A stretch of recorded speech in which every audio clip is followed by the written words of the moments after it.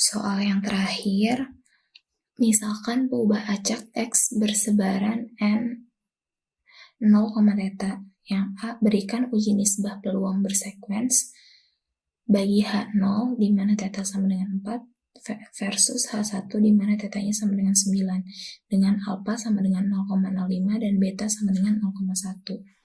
Nah, kalau untuk uji nisbah peluang bersekuens ini, itu dia ada 3 kasus. Yang pertama, tolak H0 saat lambdanya kurang dari sama dengan K0. Yang kedua, terima H0 saat lambdanya lebih besar sama dengan K1. Dan yang ketiga, continuous sampling saat lambdanya ada di antara K0 dan K1. Nah, yang pertama kita lakukan, itu kita cari dulu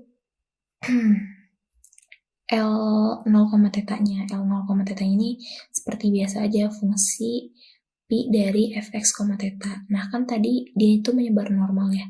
Berarti kita harus sudah tahu fungsi sebarannya itu kayak gimana. Nah, fungsi sebaran itu adalah akar 2pi kali ragamnya dikali eksponen dalam kurung min x min nilai harapan kuadrat per 2 kali ragam. Nah, karena di sini ragamnya θ dan nilai harapannya 0, berarti kita langsung masukin aja kan. Nah, terus selanjutnya fungsi pi-nya itu berarti nanti kita masukkan kayak gini, terus didapat 2pi θ pangkat min n per 2, karena kan nanti ini ada di bawah ya, pangkat min 1/2, terus nanti dipangkatin n jadi min n per 2, terus eksponen min sigma xi kuadrat, karena nanti kan di sini ininya 0, berarti xi kuadrat kan, min sigma xi kuadrat per 2 θ. Nah, untuk mencari lambdanya itu berarti tinggal masukin aja L di H0 dibagi dengan L di H1. Nah, ya udah kan berarti LH0 θ-nya sama dengan 4, kalau di H1 sama dengan 9. Dimasukin, nanti kan ini bisa dihilangkan nih yang 2 pi-nya. Jadi tinggal 4/9 pangkat min n per 2 atau 3/2 pangkat n, ya kan? Terus di sini eksponennya juga, karena ini eksponennya pembagian kan berarti nanti bisa dikurangi kan. Min xi kuadrat per 8 dikurangi min xi kuadrat per 18. Berarti nanti jadinya min 5/72 sigma xi kuadrat. Terus di sini kita perlu dulu nyari K0 dan K1-nya. K0 alfa per 1 min beta, alfanya 0,05 per 1 min 0,1, berarti 1/18. Sedangkan K1-nya 1 min alfa per beta, 1 min 0,05, ini sorry kepotong ya. Ini harusnya 0,1 sama dengan 19/2. Nah, untuk kasus pertama kan tadi lambdanya kurang dari sama dengan K0. Nah, pokoknya nanti untuk nyari lambda ini, kan ini ribet ya, harus sederhana dulu bentuknya. Segimana mungkin usahain bentuknya sederhana. Nah, kalau misalnya udah dapet nih bentuknya sederhana, nanti itu akhirnya kita cuman mau di kiri itu cuma ada sigma xi kuadrat. Makanya kalau bentuknya nggak sederhana, akan lebih susah untuk ngebuat dia jadi sendiri di sini. Nah, kan berarti 3/2 pangkat n eksponen min 5/72 sigma xi kuadrat kurang dari sama dengan 1/18.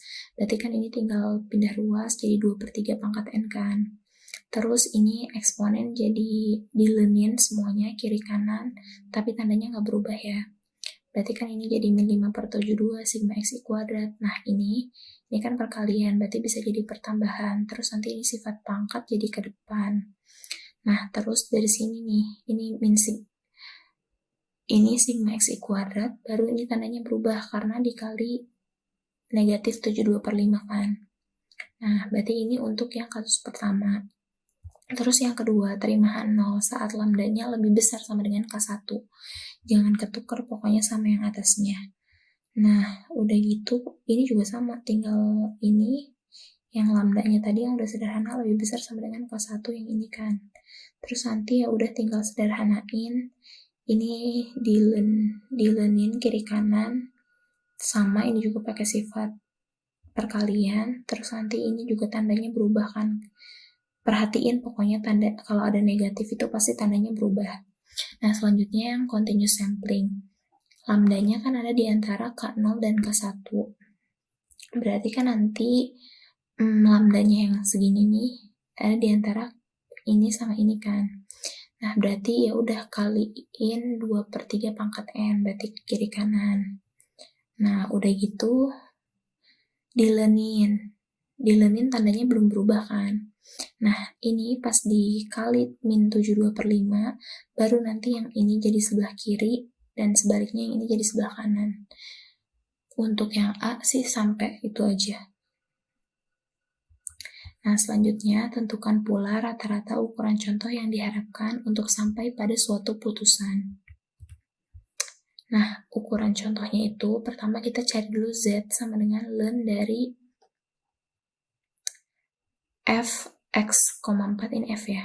fx,4 sama fx,9. Ya udah, seperti biasa tadi kita masukin. Kalau yang tadi itu dimasukinnya ke L, kalau yang ini dimasukinnya ke F ya.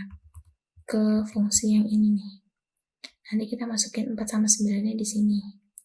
Nah, berarti kan itu sebenarnya nanti bisa disederhanain kan. Ntar akar 2P-nya hilang, berarti jadinya tinggal 3/2 eksponen min 5 X kuadrat per 72.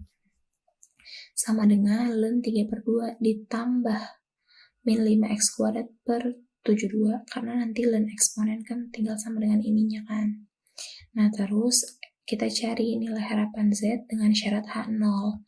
Berarti kan E dari ln 3/2 min 5X kuadrat dengan syarat H0. Kan kalau di H0, berarti ntar ini kan tinggal, ini kan nilai harapan dari konstanta kan, berarti konstanta itu sendiri. Terus min 5/72-nya kan keluar, berarti tinggal EX kuadrat dengan syarat H0. Berarti kan tinggal ln 3/2. Nah, si EX kuadrat ini kan kita tahu rumus varian sama dengan EX kuadrat min EX dikuadratin. Tapi karena EX-nya itu sama dengan 0, berarti nanti EX kuadrat ini sama dengan varian gitu. Jadi sama dengan 4 ya. Berarti nanti tinggal dicoret kan, nanti ini dapat. Nah, udah gitu dengan syarat H1. Sama juga nih dengan syarat H1, karena nilai harapannya itu 0, berarti kan EX kuadrat sama dengan varian X, berarti sama dengan 9, sama dengan ragamnya. Nah, kemudian nilai harapan dari N dengan syarat H0, berarti kan 1 per nilai harapan Z dengan syarat H0 dikali alpha ln K0 ditambah 1 min alpha ln K1. 0,05 kali ln 1/18 ditambah 0,95 kali ln 19/2 per ln 3/2 min 5/18. Nanti hasilnya dapat 15,6. 15,6 sekian. Mungkin lebih baik dibuletinnya 3 atau 4 angka di belakang koma.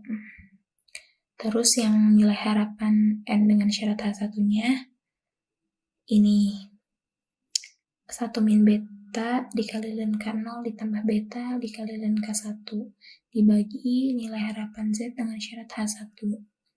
Berarti nanti 0,9 kali ln 1/18 ditambah 0,1 kali ln 19/2 dibagi ln 3/2 min 5/8 sama dengan 10,8.